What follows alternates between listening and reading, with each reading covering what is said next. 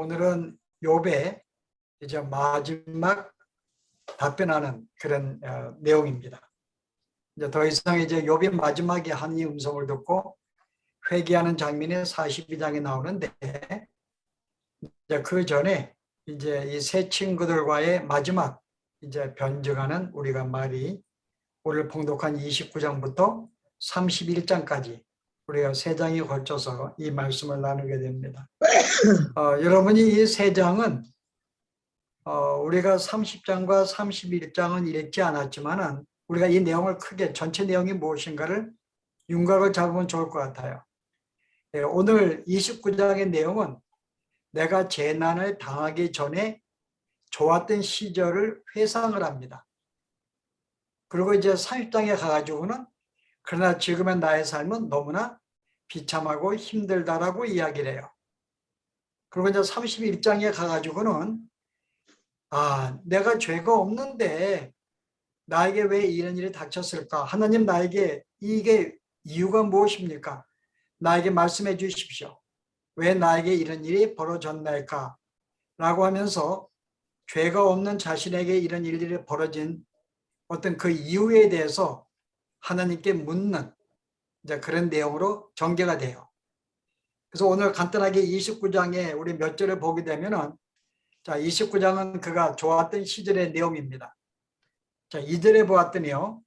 나는 지난 세월과 하나님이 나를 보호하시던 때가 다시 오기를 원하노라.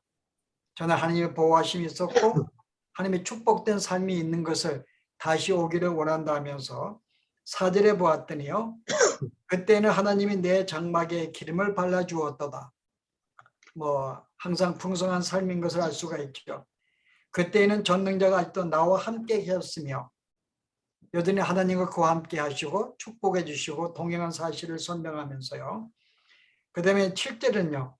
내가 성문에 나갈 때마다 사람들이 나를 위해서 의자들을 준비하고 존경을 받고 사람들에게 칭찬받는 그런 모습. 그리고 제일 마지막에 보면요. 25절에 내가 그들의 길을 택하여 주고 으뜸되는 자리에 앉았으니 왕이 군대 중에 있는 것 같고도 같았고 애곡하는 자를 위로하는 사람과도 같았느니라. 그때 내 위치가 으뜸이었고 마치 왕과 같았고 어떤 이제 이런, 그래서 그때의 자기가 얼마나 하나님의 축복 속에 번영하고 형통하고 살았는가를 우리가 이렇게 회상하는 이제 그런 내용인데, 이제 3장에 이어서는 이제 현재의 비참한 삶을 이제 다시 한번 논합니다. 자, 여러분 9절에 보세요. 30장 9절. 이제는 그들이 나를 노래로 조롱하며 내가 그들의 놀림거리가 되었으며 나를 조롱하고 놀림거리로 삼고 10절에 그들이 나를 미워하여 멀리하고 서슴지 않고 내 얼굴에 침을 뱉는도다. 지금 조롱을 당하고 있는 욥의 모습 보고요. 17절에 밤이 되면 내 뼈가 쑤시니 나의 아픔이 쉬지 않는구나. 몸에 고통을 당하면서 온몸에 질병 가지면서 너무나 육신적으로 힘들어하는 그런 모습을 볼 수가 있고요. 19절에 보았더니 하나님이 나를 진흙 가운데 던지셨고 나를 티끌과 제각게 하셨도다. 진흙 가운데 던졌으니까는 얼마나 삶이 엉망이겠냐고요. 나를 티끌과 재같이 마치 아무것도 없는 그런 상태, 죄가 타버린 그런 상태에 두었다고 이야기를 하고요. 그리고 이제 마지막에 3절에 보았더니요. 나를 덮고 있는 피부는 검어지고 내 뼈는 열기로 말미암아 탔구나. 자기 현재 병든 상태를 얼마나 힘든지 내 피부가 탔다. 내 수금은 통곡이 되었고 내 피는 애곡이 되었구나. 그 30장 전체 한 장은 현재 자기가 처한 이 삶에 너무나 힘들고 어려운 사실들을 쭉 나열을 해요. 몸도 힘들고 육체가 병든 것도 힘들고 사람들에게 조롱을 당하는 것, 비방을 받는 것, 업신여겨 당하는 것, 이 모든 상황 속에 인간이 경험하기 힘든, 겪기 힘든 아주 극치의 상황들을 욥이 경험을 하는 것을 또 고백을 합니다. 자, 그리고 이제 31장에 가서 뭐라고 이야기하는가 보세요. 1절에 내가 내 눈과 약속하였느니 어찌 처녀에게 주목하랴. 내가 하나님과 약속을 했어요. 다시는 내 눈이 다른 어떤 예쁜 여자들 보고 음욕을 품지 않고 내 눈과 약속할 정도, 난 그렇게 살았다는 거죠. 내 눈과 언약을 맺고 다른 처녀들을 보지 않고 내가 이렇게 언약을 맺으며 살았어. 13절에 보았어요. 만일 남종이나 여종이 나와 더불어 쟁론할 때 내가 그의 권리를 저버렸다면, 종들이 원망할 때 그들의 권리를 무시하지 않았다는 거죠. 그들의 말을 들어주고 그들을 고려했다고 이야기를 합니다. 하나님이 일어나실 때 내가 어떻게 하겠느냐? 하나님이 심판하실 때 내가 무엇이라고 대답하겠는가? 16절 보세요. 내가 언제 가난한 자의 소원을 막았거나 과부의 눈으로 하여금 실망하게 하였던가? 가난한 자를 도왔고 과부를 도운 자기의 말을 하면서요. 나만 혼자 내 떡덩이를 먹고 고아에게 그 조각을 먹이지 아니하였던가? 자기 혼자 떡덩이 먹지 아니했다는 거죠. 항상 떡을 음식을 나누기도 하고 고아들을 돌아보기도. 내가 젊었을 때부터 고아 기르기를 그의 아비처럼 하였으며 내가 어렸을 때 과부를 인도하였느라. 내가 어려운 사람들을 얼마나 그들을 아비와 같이 심정으로 도왔다고 이야기를 하고요. 자, 뭐 이 정도. 그 다음에 이제 35절에 가가지고 뭐라 그래요? 누구든지 나의 해명을 들어다오. 나의 서명이 여기 있으니 전능자가 내게 대답하시기를 바라노라. 나를 고발할 자가 있으면 그에게 고소장을 쓰게 하라. 이게 이제 마지막 외침이에요. 내가 이렇게 살았어.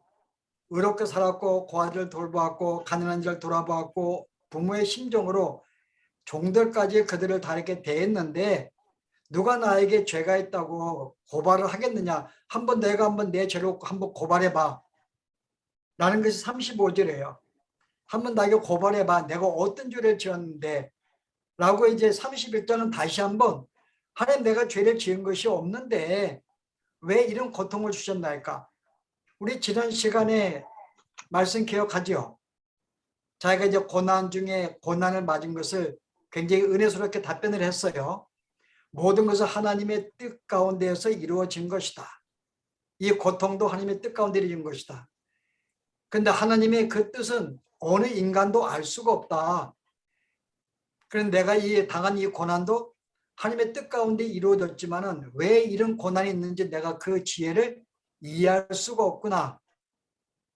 라고 이제 고백을 했는데 오늘은 마지막으로 뭐라 그래요? 그러나 하나님, 나에게 답변해 주세요라고 이야기하는 거죠. 내가 주의 뜻 가운데 이와 같이 이루어진 것 알고 있습니다. 그럼 과연 주의 뜻이 무엇인가요? 물론 인간은 이해하기 힘들고 어렵지만은 내가 정말 주의 뜻을 알기를 원합니다. 왜 죄가 없는 나에게 이런 재앙을 당했는지요? 라고 이제 마음에 하소연을 하는 이제 그런 내용으로 31장이 끝나게 돼요. 그래서 오늘 우리가 이 내용을 보면서요. 한 가지 우리가 건지할 우리가 교훈이 있는데 오늘 이 30장부터 31장까지 내용을 보시게 되면은 굉장히 이 욥의 현실적인 우리가 이 모습을 가진 걸 볼 수가 있어요. 내가 이렇게 그때가 너무나 좋았고 내가 이렇게 힘들고 왜 하나님이 왜 나에게 이런 일을 주었는가. 굉장히 이런 사실은 어떤 관념적으로 하나님을 섬기는 삶이 아니라 실제 내 생활의 실제 상황을 가지고 하나님과 이야기하고 강구하고 부르짖는 그런 모습을 볼 수가 있는데요. 그래서 오늘 우리가 첫 번째 가져야 할 교훈은 뭔가 하면은 우리의 신앙생활이 무엇인가? 추상적이지 않다는 거죠. 우리가 하나님을 찾아갈 때 우리가 보통 어떻게 해요? 아주 우리가 정장도 하고 우리가 분위기도 갖추고 경건한 모습을 갖추고 좀 거룩한 음성을 갖고 조심스럽게 주님을 접근하고 우리는 보통 기도하거나 주님을 교제할 때 그렇게 합니다. 좀 관념적으로 하나님은 이렇게 놀라우신 분이야. 그럼 나는 그분을 함부로 내가 대할 수가 없어. 그래서 굉장히 조금 이렇게 관념적이고 추상적인 것으로 하나님을 생각하기도 하고 그런 마음으로 접근하는데요. 오늘 욥의 이 신음소리를 들을 때에는 우리의 신앙생활은 실제 굉장히 현실적이라는 거죠. 여러분이 우리가 야곱을 볼 때 야곱이 야복 강가에 있을 때 하나님은 어떻게 했는가요? 그에게 찾아가서 어떻게 했어요? 그와 싸웠습니다. 여기서 실은 밤새 씨름하셨어요. 하나님께 야곱과. 여기 씨름했다는 말은 우리가 무슨 뜻이죠? 어떤 피가 온몸에 범벅이 될 때까지 온몸을 던져 치열하게 전투하는 것. 이게 우리가 싸운다는 의미입니다. 그 하나님이 그에게 야곱에게 찾아가셔서 피가 터지도록 아직 그와 싸우신 모습이라고 지금 단어를 쓰고 있어요. 무슨 말인가요? 어떤 하나님이 우리가 멀리 어떤 하늘나라에 멀리 있어가지고 위험을 갖추고 그러마에 계시는 단순히 그런 분이 아니라는 거죠. 내 삶 속에 쳐들어와서 내 삶을 싸우고 투쟁하고 피를 묻히는 어떤 이런 진실로 아주 현실적인 하나님의 모습이 바로 우리가 알아야 될 모습이라는 것이죠.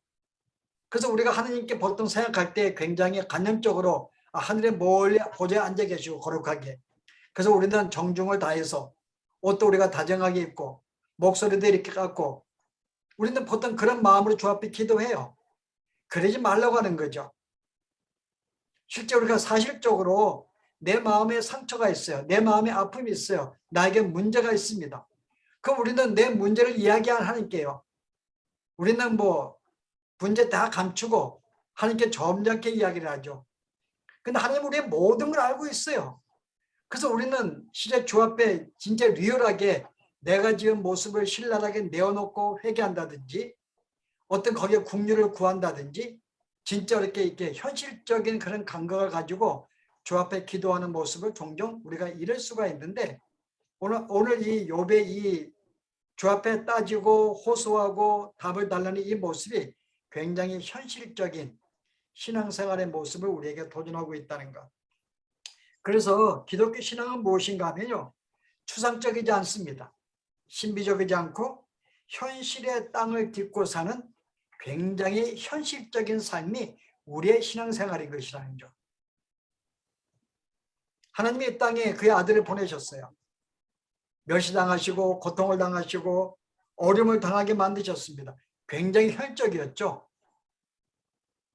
그래서 우리가 이런 진짜 우리의 삶 속에 찾아오셔서 우리의 삶과 함께 나누시는 하나님의 그 하나님을 우리가 제대로 알지 못한다면 항상 우리의 신앙생활은 관념적이 되고 추상적이 되고 멀리 계신 하나님으로 두고 참다운 신앙생활을 할 수 없다고 하는 거죠. 자, 이런 점에서 욥이 자신의 무지함을 밝혀달라고 떼쓰고 있는 거예요. 하나님, 나 잘못했는데 좀 증명해 주세요. 나 좀 도와주세요. 이 친구 나를 공격하고 있는데 하나님, 어떤 의미에서는 바른 신앙의 자세라고 하는 것입니다. 우리는 뭐 이거 다 하나님이 아신다고 생각하고 우리는 점잖게 하는 이게 신앙이 아니라 진짜 하나님께 때를 쓰는 것, 자기의 무지함을 밝혀달라고 예를 쓰고 붙잡고 늘어주고 뜻을 알게 해달라고 하는 이런 비명을 지르는 게 실제 우리의 신앙생활의 참된 모습이라는 거죠. 그래서 하나님이 우리의 이 땅의 모든 삶 자체는 하나님이 허락하신 삶입니다. 실은 욥의 입장에서는 자기를 옛날에는 왕 같은 존재로 만들었어요. 지금은요, 사람에게 비난받는 존재로 만들었습니다. 굉장히 혈적으로 자기를 만들어 주었거든요. 그 나를 지금까지 이렇게 인도하신 하나님, 옛날에 날 축복하셨고 지금은 나를 이렇게 비참하게 만드셨는데 하나님, 이게 왜 이런지 벌점입니까? 하나님 응답해 주세요 라고 이야기하는 거죠. 응답해 주세요. 그 이유가 뭡니까? 내가 이유 모르면 내가 안 되겠습니다. 자, 야곱이 하나님과 싸우다가 하나님이 이게 마음이 돌이키지 않는 거 보고 환대표를 주고 떠나려고 그랬어요. 그때 야곱이 붙잡습니다. 나를 축복하지 아니하면 나를 보내지 않겠습니다 하고 몸부림을 주고 붙잡을 때 하나님 어떻게 해요? 그의 기도를 응답해 주시고 그 다음에 이름을 바꿔주십니다. 이스라엘로. 이스라엘 뜻은 하나님과 싸워서 이겼다 그 말입니다. 오늘 욥이 그런 행동하고 있는 거죠. 하나님, 이 응답하지 않을 때까지 나는 놓을 수가 없습니다. 이게 웬일입니까? 해명을 해 주시든지 답을 주시든지 말씀해 주시든지 라고 야곱같이 붙잡고 있는 하나님을 매달리고 붙잡는 이런 모습. 그래서 오늘 우리가 성도들의 가져야 할 어떤 신앙의 자세, 기도의 자세는 어떠해야 될 것인가? 바로 이 욥이라든지 야곱과 같이 이런 모습을 갖는 게 우리에게 필요한 사실. 이거 한 가지 오늘 우리에게 교훈해 주고 있거든요. 그래서 하나님은 실제 우리의 삶 속에 찾아오셨습니다. 하늘에 계시는 분이 아니에요. 늘 우리의 삶에 찾아오셔서 우리에게 말씀해 주시고 권면하시고 때로는 우리를 이끌어 주시고 때로는 책망도 하시고 굉장히 우리와 싸우시고 있는 하나님이십니다. 우리를 하나님의 사람으로 만들기 위해서 하나님은 결코 쉬지 않으세요. 우리와 항상 씨름을 하십니다. 현실적인 하나님. 그래서 우리가 이런 하나님께 우리가 비현실적으로 관념적으로 어떤 이렇게 점잖은 분위기로 하나님을 찾는 것은 이것은 우리가 신앙생활이 바른 신앙이 아니라는 거죠. 그래서 오늘 있는 모습 그대로 주 앞에 나아가서 우리의 삶을 내어놓고 내가 죄가 있든지 어떤 삶이든 마음의 고통이든지 무엇이든 나는 솔직하게 다 내어놓고 주 앞에 때로는 때를 쓰기도 하고 응답을 구하기도 하고 달라고 예를 쓰기도 하고 이런 삶 자체가 바로 우리의 신앙생활이라는 것. 그래서 우리가 삶의 현장에서 이 원리를 우리가 기억을 하고 실제 즐겁게 현실적인 하나님 앞에 현실적으로 하나님을 찾고 간구하고 우리가 붙잡는 동행하는 그런 삶이 우리가 될 수 있기를 오늘 도전하는 말씀이라 볼 수 있습니다. 그래서 오늘 우리가 배운 말씀 가운데에서 이제 여러분들이 함께 또 나누실 말씀에서 함께 나누도록 하고요. 은혜로우신 주님, 참으로 우리의 삶은 우리의 신앙생활은 관념적이 아니고 주장적이 아니며 이 시간도 우리에게 찾아오셔서 우리를 하나님의 온전한 자로 만드시고야 씨름하시는 하나님의 모습 보며 우리의 삶이 지극히 현실적이고 내가 힘들 때 힘들다 말하며 참으로 주의 뜻을 분별하고 이해하기 위하여 주님께 묻고 붙잡는 이런 진정한 삶이 우리의 신앙생활인 줄 알고 이제부터는 우리가 더욱 우리의 마음을 내어놓고 우리의 삶을 내어놓고 주님께 우리의 마음을 고백하며 주의 뜻을 구하며 주님과 동행하는 귀한 삶이 될 수 있도록 하나님 인도하시며 축복하여 주시옵소서. 예수 이름으로 기도합나이다. 아멘.